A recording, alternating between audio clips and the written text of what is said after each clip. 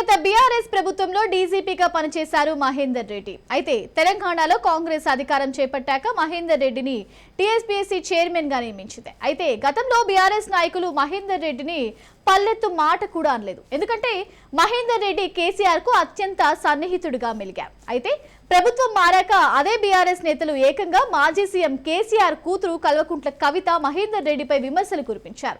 మహేందర్ రెడ్డిపై అప్పట్లో రేవంత్ రెడ్డి అనేక ఆరోపణలు చేశారని ఎమ్మెల్సీ కవిత అన్నారు. ఇప్పుడు అదే మహేందర్ రెడ్డిని తీసుకొచ్చి టీఎస్పీఎస్సీ చైర్మన్ కుర్చీలో కూర్చోబెట్టారని కవిత విమర్శించారు. వెంటనే ఆయన్ని తొలగించి జ్యుడిషియల్ ఎంక్వైరీ చేయాలని డిమాండ్ చేశారు. అయితే గత ప్రభుత్వంలో చేసిన అక్రమాలు బయటపడతాయనే భయంతోనే ఇటువంటి చర్యలకు పాల్పడుతున్నారని కాంగ్రెస్ నాయకులు ఆరోపిస్తున్నారు.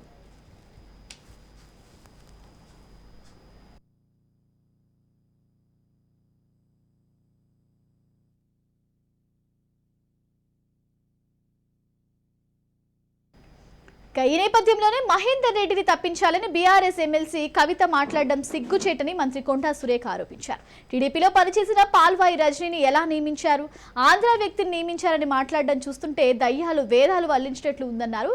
బీఆర్ఎస్ హయాంలో వాళ్ళు ఏం చేశారు, 10 ఏళ్ల పాలన చేసిన వాళ్ళు 2 నెలల పాలనపై విమర్శలు చేయడం సిగ్గుచేటు. ఆంధ్ర వాళ్లను కాంట్రాక్టులను పెంచి పోషించింది కేసీఆర్ అని ఆమె విమర్శించారు.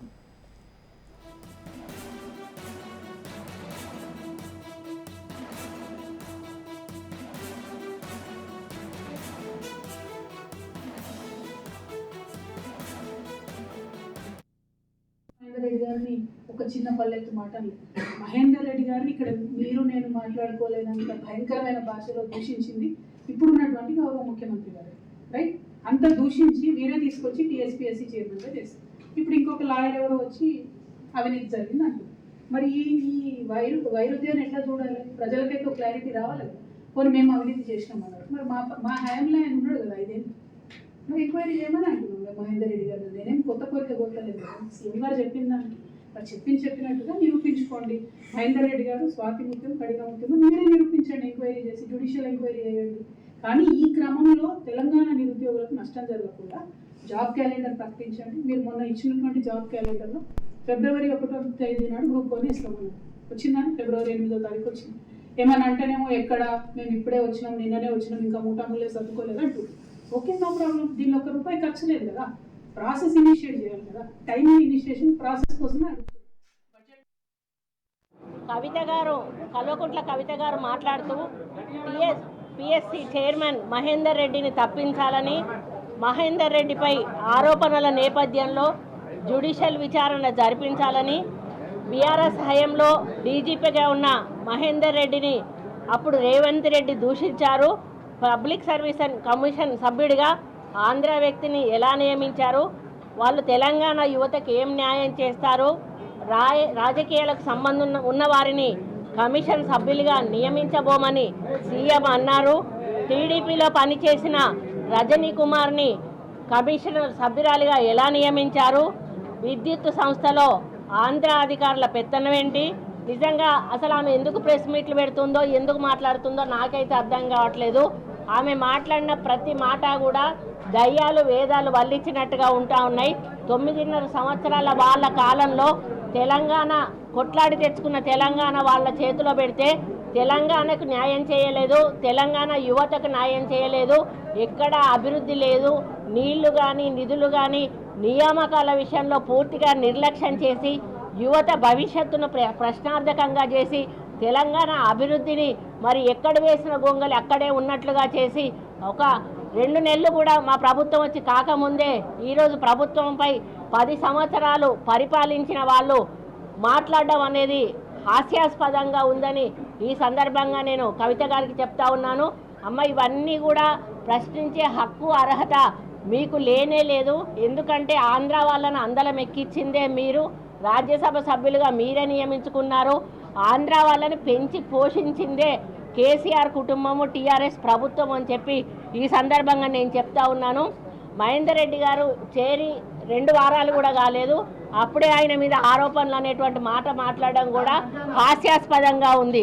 2 నెలలకే 9.5 సంవత్సరాల ప్రభుత్వం అధికారంలో ఉన్న మీరు మా మీద విమర్శలు చేస్తే అది పద్ధతి కూడా కాదనేటువంటి విషయాన్ని, అంటే మీలాగా 9.5 సంవత్సరాలు మాకు ఇచ్చి చూడండి, ఏం చేస్తామో అప్పుడు తెలుస్తుంది. కానీ 2 నెలలు కాకముందే ఈరోజు ఏదో మేము ప్రజల్లో ఉండాలి, కనపడాలి అనేటువంటి పద్ధతిలో ఏదో ఒకటి మాట్లాడాలనేటువంటి పద్ధతిలో మీడియా మీదకి వచ్చి మాట్లాడడం మానేస్తే మంచిదని తెలియజేస్తూ, మరి పార్లమెంట్ ఎన్నికలు జరుగుతూ ఉన్నాయి కాబట్టి ఏదో పద్ధతిలో పబ్లిక్లోకి వెళ్ళాలి, ఏదో ఒక విషయాన్ని తీసుకెళ్లాలని వాళ్ళు కల్పించుకొని మరి ఈ యొక్క విమర్శలు చేయడం జరుగుతుంది.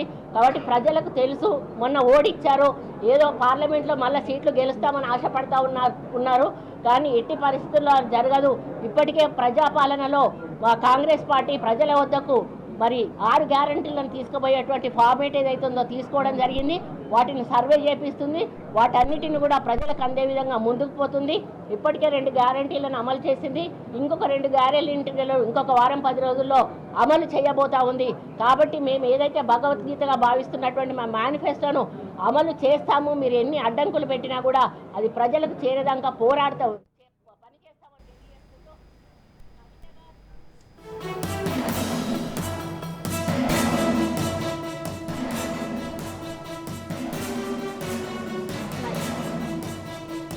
లైవా ఫోనేనా?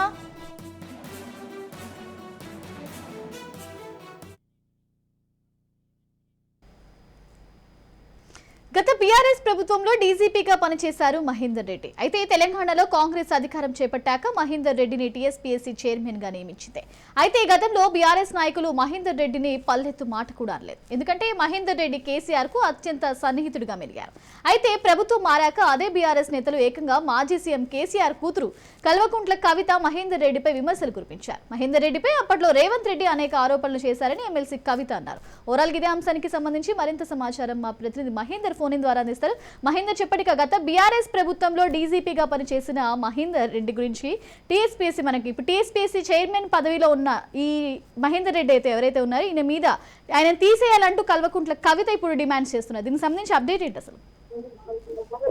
టీఎస్పీఎస్సీ చైర్మన్ గా మహేందర్ రెడ్డి పైన అవినీతి ఆరోపణలు గత 3-4 రోజులుగా టీవీలో అనేది వస్తూనే ఉన్నాయి. రాహుల్ భాస్కర్ దీనిపైన ఎక్కువ చేసిన ఆరోపణలు అయితే కనిపిస్తూ ఉన్నాయి. అయితే అవినీతి ఆరోపణలు వస్తున్నటువంటి మహేందర్ రెడ్డి పైన జ్యుడిషియల్ ఎంక్వైరీ కూడా వేయాలని డిమాండ్ చేస్తున్నారు. పెద్ద ఎత్తున ఆరోపణలు కూడా వస్తున్న నేపథ్యం కనిపిస్తుంది. మహేందర్ రెడ్డిని పదవి నుంచి తొలగించాలని, తన ఆస్తులన్నీ కూడా పూర్తిగా తనపైన ఎంక్వైరీ జరపాలని కూడా పెద్ద ఎత్తున ఆందోళన కూడా వస్తున్న నేపథ్యం, డిమాండ్స్ కూడా పెడుతున్న నేపథ్యం. అయితే మహేందర్ రెడ్డి గత 10 ఏళ్లుగా బీఆర్ఎస్ పార్టీ అధికారంలో ఉన్నప్పుడు తను డీజీపీగా పనిచేసినటువంటి వ్యక్తి. తను డీజీపీగా నియమించడానికి కేసీఆర్ చేసేవాటి. అలాంటిది కేసీఆర్ చేసిన పనులు కూడా తాను చేసిన ప్రభుత్వం చెప్తుంది. అయితే ఎమ్మెల్సీ కవిత మొత్తంగా కూడా ఈ రోజైతే మహేందర్ రెడ్డిని టార్గెట్ చేసి విమర్శించారు. కేసీఆర్ చేసిన పనులను కూడా తాము చేసినట్టుగా ప్రభుత్వం చెప్పుకుంటుందని ఇటు స్టార్ట్ చేస్తూ అటు అబద్ధాలు చెప్పడంలో ముఖ్యమంత్రి రేవంత్ రెడ్డి మానుకోవాలని ఇటు కూడా పలికినారు. సింగరేణి విషయంలో కూడా ఇండిపెండెంట్ ఉద్యోగాలను ఇస్తున్నట్టు చెప్పారు. ఇక మహేందర్ రెడ్డి విషయానికి వచ్చేసరికి తనకు అయితే టీఎస్పీఎస్సీ చైర్మన్ గా ఉన్నటువంటి మహేందర్ రెడ్డిని ఎలా నియమించారు, ఈయన అవినీతి ఆరోపణలు వస్తున్న నేపథ్యంలో దాదాపు ఇలాంటి వ్యక్తి పైన ఉన్న నేపథ్యంలో ఎలా తను కొనసాగిస్తారంటూ కూడా కవిత అయితే ఫైర్ అయిన నేపథ్యం కనిపిస్తుంది. ఇక అదంతా కూడా రేవంత్ రెడ్డి ఎన్నడూ కూడా జై తెలంగాణ వ్యక్తి తనను తెలంగాణ విగ్రహం తనలాగుందని ఆరోపించిన నేపథ్యం తనపై కూడా ఉంది. టీఎస్పీఎస్సీ చైర్మన్ మహేందర్ రెడ్డిని తొలగించాలంటూ డిమాండ్ చేస్తూ మహేందర్ రెడ్డి పైన ఆరోపణలు వస్తున్నాయన్నారు. మహేందర్ రెడ్డిపై న్యాయ విచారణ కూడా జరపాలని కవిత డిమాండ్ చేశారు. అయితే మహేందర్ రెడ్డి గత పాలనలో మొత్తంగా 2 సార్లు పర్యాలున్నటువంటి వీటిలో తను పోలీస్ అధికారిగా కీలకమైనటువంటి పదవులు అనుభవించిన వ్యక్తి. అయితే మరి అప్పుడు తను అధికారంలో ఉన్నప్పుడు తనపై తను ప్రమోట్ చేసుకుంటూ వచ్చిన నేతలు మీరు పూర్తిగా తను వ్యతిరేకంగా ఆందోళన చేయడం, వ్యతిరేకంగా మాట్లాడడం అనేది కూడా చర్చనీయాంశంగా మారింది. మరి ఇప్పుడు మహేందర్ కేసీఆర్ హయాంలో 4 సంవత్సరాలు డీజీపీగా పనిచేశారు మహేందర్ రెడ్డి ఎవరైతే ఉన్నారో. ఇప్పుడు ఎందుకు అప్పుడు లేని అభ్యంతరం ఇప్పుడు ఎందుకు వ్యక్తం అవుతుంది? కవిత ఎందుకు ఈ విధంగా మాట్లాడుతుంది? మొత్తంగా ఇప్పుడైతే టీఎస్పీఎస్సీ చైర్మన్ గా మొదటి కూడా వద్దంటూ దాదాపు టీఆర్ఎస్ వర్గీయులు తప్ప మిగతా అందరూ కూడా మహేందర్ రెడ్డి నియామకాన్ని వ్యతిరేకించిన వాళ్ళే. అయితే అప్పుడు తను నియామకిస్తున్న వేళలో వ్యతిరేకించలేదు. కానీ ఇప్పుడు ఏదైతే నియమించిన తర్వాత అవినీతి ఆరోపణలు వస్తున్న నేపథ్యంలో వ్యతిరేకించడం అనేది చాలా వరకు కూడా చర్చకు దారితీస్తుంది, అనుమానాలకు కూడా దారితీస్తున్నాయి. ఒకవేళ మహేందర్ రెడ్డి పైన నిజంగా విచారణ దర్యాప్తు సంస్థగా విచారణ చేపడితే మరి ఇంకెవరెవరి పేర్లు కూడా బయటపడే అవకాశం ఉంది. గత 10 ఏళ్లుగా అధికారంలో ఉన్నప్పటి నుంచి కూడా తనని పెంచి పోషించారు. దాదాపు అనేక పదవులు ఇచ్చిన నేపథ్యం మరి ఇప్పుడు వాళ్ళు వ్యతిరేకించడం అనేది ఏమీ అనకుండా ఉంటే ఆ మచ్చ పడుతున్నట్టు ఏదో అనాలి కాబట్టి వస్తున్న రేపు దాదాపు ఒకవైపు హెచ్ఎండిఏ లేదు ఎంప్లాయీ మీద వస్తున్న ఆరోపణలు, అలాగే మహేందర్ రెడ్డి మీద వస్తున్న ఆరోపణలు, ఈ అందరిపైన ఏదో ఒక మాట అనాలి. లేకపోతే 10 ఏళ్లుగా తమ అధికారులు ఉన్నప్పుడు ఇవన్నీ జరిగాయి కాబట్టి ఇదంతా కూడా తమ పైకి వస్తుందని వాళ్ళంతా కూడా భావిస్తున్నట్టుగా తెలుసు అనుకోవచ్చు. ఆరోపణ కూడా అనుకో అవసరం. అయితే ఇదంతా కూడా మహేందర్ రెడ్డి విషయంలో కవిత స్పందించడం అనేది చాలా వరకు కూడా చర్చనీయాంశంగా మారిన పరిస్థితి. ఏకంగా తన పిఎస్సీ చైర్మన్ నియమించారన్నారు. ఆ పదవిలో తనకు ఇవ్వకూడదు అన్నట్టుగా తను చెప్పడం అనేది కూడా పెద్ద హాట్ టాపిక్ గా మారిన విషయం. అయితే దీంట్లో ఎందుకు తాను అలా స్పందించాల్సి వచ్చింది? మరి ఇంకా కవిత మాట్లాడింది ఇప్పటివరకు అయితే బీఆర్ఎస్ వచ్చి కీలక నేతలకు ఎవరు మాట్లాడలేదు. మరి దాంట్లో ఉన్నటువంటి అంతర్యం ఏంటి అనేది అయినా కూడా త్వరలోనే ఇంకా విషయాలు తెలిసే అవకాశం కలుగుతుంది. Right, thank you Mahender Reddy.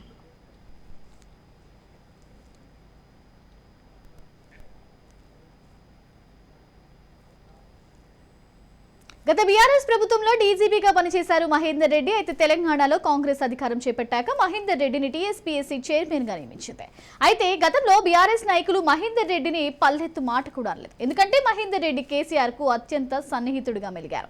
అయితే ప్రభుత్వం మారాక అదే బీఆర్ఎస్ నేతలు ఏకంగా మాజీ సీఎం కేసీఆర్ కూతురు కల్వకుంట్ల కవిత మహేందర్ రెడ్డిపై విమర్శలు కురిపిస్తున్నారు. మహేందర్ రెడ్డిపై అప్పట్లో రేవంత్ రెడ్డి అనేక ఆరోపణలు చేసినట్లు ఎమ్మెల్సీ కవిత కూడా చెప్పారు. ఇప్పుడు అదే మహేందర్ రెడ్డిని తీసుకొచ్చి టీఎస్పీఎస్సీ చైర్మన్ కుర్చీలో కూర్చోబెడతారని కవిత విమర్శిస్తున్నారు. రైట్, ఓవరాల్ గా ఇదే అంశానికి సంబంధించి మరింత సమాచారం మా ప్రతినిధి విక్రాంత్ అందిస్తారు. విక్రాంత్, చెప్పండి, గత బీఆర్ఎస్ ప్రభుత్వంలో డీజీపీగా పనిచేసిన మహేందర్ రెడ్డి ఎవరైతే ఉన్నారో ఇప్పుడు టీఎస్పీఎస్సీ చైర్మన్ గా నియమితులైన దాని మీద కేసీఆర్ కూతురు కల్వకుంట్ల కవిత ఇప్పుడు కామెంట్స్ చేస్తున్నట్టు తెలుస్తుంది. దీనికి సంబంధించి అప్డేట్ ఏంటి? మొత్తానికి వాస్తవానికి ఈ రోజు ఉదయమే కూడా ఎమ్మెల్సీ కవిత కూడా పెద్ద ఎత్తున ఇటు మహేందర్ రెడ్డిపై గుర్తుపడ్డ సందర్భంగా తీసుకుంది. కాంగ్రెస్ ప్రభుత్వంపై మొదటి నుంచి కూడా వాస్తవానికి బీఆర్ఎస్ ప్రభుత్వ హయాంలోనే డీజీపీగా మహేందర్ రెడ్డి నియమించింది బీఆర్ఎస్ ప్రభుత్వమే. అప్పుడు తన తండ్రి కేసీఆర్ అని దృష్టిలో పెట్టుకోవాలని కూడా మంత్రి కొండా సురేఖ కూడా ఇటు ఎమ్మెల్సీ కవితపై కూడా ఫైర్ అయ్యారు. వాస్తవానికి మహేందర్ రెడ్డి గతంలోనే డీజీపీగా ఉన్నాడు. అట్లాంటి మహేందర్ రెడ్డిని అవినీతి పరుణ్ణి ఎందుకు పెట్టుకున్నారు అనేసి ఆ ఎమ్మెల్సీ కవిత కోర్టు చేయడాన్ని కూడా కొండా సురేఖ తీవ్రంగా వ్యతిరేకిస్తా ఉన్నారు. అదేవిధంగా సింగరేణి ఉద్యోగాలు కూడా ఆ లక్షలు తొమ్మేసి కూడా ఆ ఉద్యోగాలను అమ్ముకున్నారనేసి బీఆర్ఎస్ ప్రభుత్వ తీరు పట్ల కూడా బీఆర్ఎస్ ప్రభుత్వ హయాంలో ఉద్యోగాలు అమ్ముకోవడాన్ని కూడా తీవ్రంగా తప్పుపట్టింది కొండా సురేఖ. అదేవిధంగా నిరుద్యోగుల విషయంలో మేము కమిట్మెంట్ తో ఉన్నాం. కాంగ్రెస్ ప్రభుత్వం ఏదైతే ప్రభుత్వం ఏర్పడిన మొదటి ఏడాదిలోనే 2 లక్షల ఉద్యోగాలు ఇస్తామని కాంగ్రెస్ పార్టీ ఎన్నికల ముందే హామీ ఇచ్చిన హామీలో భాగంగా ఆ సంవత్సరం లోపే 2 లక్షల ఉద్యోగాలు కూడా ఇస్తామనేసి మరోసారి కొండా సురేఖ గంటపరంగా చెప్తున్నారు. ఏదేమైనప్పటికీ వాస్తవానికి సిగ్గరైన నిధులు కావచ్చు, ఉద్యోగాలు కావచ్చు, బీఆర్ఎస్ ప్రభుత్వంలో పెద్ద ఎత్తున అవినీతి ఆరోపణలు వచ్చాయి. ఇదే విషయాన్ని కూడా కొండా సురేఖ మరోసారి కూడా గుర్తు చేసిన పరిస్థితి ఉంది. అదేవిధంగా కవిత ఒకసారి మాట్లాడే ముందు కూడా గతంలో బీఆర్ఎస్ ప్రభుత్వ హయాంలోనే మహేందర్ రెడ్డి కావచ్చు, సింగరేణి ఉద్యోగాలు కావచ్చు, వీటన్నిటి మీద ఒకసారి బేరోజు వేసుకోవాలని కూడా కొండా సురేఖ గట్టిగా టార్గెట్ చేసిందని చెప్పుకోవచ్చు. ఎమ్మెల్సీ కవిత విషయంలో ఇప్పటికే 2 పథకాలు కూడా అమలు చేస్తున్న నేపథ్యంలో కూడా మరో 2 గ్యారంటీ హామీలు కూడా గ్యారంటీలు కూడా అమలు చేస్తామనేసి కొండా సురేఖ చెప్పింది. అదేవిధంగా ఈ నిరుద్యోగుల విషయంలో కమిట్మెంట్ లేకనే బీఆర్ఎస్ ప్రభుత్వం ఓడిపోయిందనేసి కాంగ్రెస్ ప్రభుత్వం ఏర్పాటులో కూడా నిరుద్యోగుల పాత్ర మరవలేదని, అలాంటి నిరుద్యోగులకు మొదటి ఏడాదిలోనే 2 లక్షల ఉద్యోగాలు కల్పించడమే తన కాంగ్రెస్ ప్రభుత్వం ఉద్దేశం అనేసి కూడా కొండా సురేఖ వ్యాఖ్యలు చేశాడు. మొత్తానికి ఎమ్మెల్సీ కవిత విషయంలో మాత్రం కొండా సురేఖ కొంచెం ఘాటుగానే విమర్శించారు. విక్రాంత్, ఆంధ్ర వాళ్ళ విషయంలో కూడా కేసీఆర్ పెంచి పోషించారంటూ కూడా కొండా సురేఖ కొన్ని కామెంట్స్ చేయడం జరిగింది. దీనికి సంబంధించి ఏం చెప్తారు? వాస్తవానికి ఇటు కవిత కూడా చంద్రబాబును ఉద్దేశిస్తూ కూడా రేవంత్ రెడ్డి ఆంధ్ర వాళ్లకు దోచి పెడుతున్నాడు, ఆంధ్ర వాళ్లకు అదేవిధంగా ఢిల్లీ కాంగ్రెస్ ప్రభుత్వం దేశవ్యాప్తంగా ఉంటున్న నేపథ్యంలో కూడా జాతీయ పార్టీ అనే నేపథ్యంలో కూడా కాంగ్రెస్ పార్టీని ఉద్దేశిస్తూ అదేవిధంగా చంద్రబాబు నాయుడు ఇంతకుముందు ముఖ్యమంత్రి రేవంత్ రెడ్డి కూడా టీడీపీ పార్టీలో ఉన్న నేపథ్యంలో ఉన్న పరిస్థితుల్లో కూడా అటు ఆంధ్రప్రదేశ్ సంబంధించి ఇటీవల పెద్ద ఎత్తున డిస్కషన్ సాగుతున్నటువంటి ఇరిగేషన్ ప్రాజెక్టులు కూడా ఇరిగేషన్ కి సంబంధించి కూడా ఆ ఇరిగేషన్ ప్రాజెక్టులు వాస్తవానికి బీఆర్ఎస్ పార్టీ అధికారంలో ఉన్నప్పుడే వారికి కట్టబెట్టాడు అనే కాంగ్రెస్ పార్టీ మాత్రం దుమ్మెత్తిపోతుంది. కానీ కేసీఆర్ కావచ్చు, కేటీఆర్ కావచ్చు, హరీష్ రావు కావచ్చు, కవిత కావచ్చు, ఇది కాంగ్రెస్ ప్రభుత్వం ఏర్పడ్డ తర్వాతనే వారికి కట్టబెట్టాడనేది మాత్రం బీఆర్ఎస్ పార్టీ ఉద్దేశిస్తూ మాట్లాడుతూ ఉన్నారు. దానికి సంబంధించే కాంగ్రెస్ పార్టీ రేవంత్ రెడ్డి ముఖ్యమంత్రి అయిన సందర్భంలో కూడా ఇటు ఆంధ్రాకు అదేవిధంగా ఢిల్లీకి సేవలు చేయడానికి తను పనికి వస్తున్నాడు అనేసి తను ఎక్స్ లో ట్విట్టర్ లో కూడా కామెంట్ చేయడాన్ని కూడా ఇటు కొండా సురేఖ మాత్రం తీవ్రంగా వ్యతిరేకిస్తున్నారు. దానికి సంబంధించి ఆంధ్రాకు వెళ్లి ఆంధ్రాలో బిర్యానీ తిని పెండలాగా ఉందని మాట్లాడిన విమర్శను కూడా ఇటు కేసీఆర్ తన తండ్రిని గుర్తు చేసుకోవాలనేసి కూడా కవితను కూడా ఉద్దేశిస్తూ కూడా ఇటు కొండా సురేఖ మాట్లాడిన పరిస్థితి కనిపిస్తాం. Right, thank you Mahender.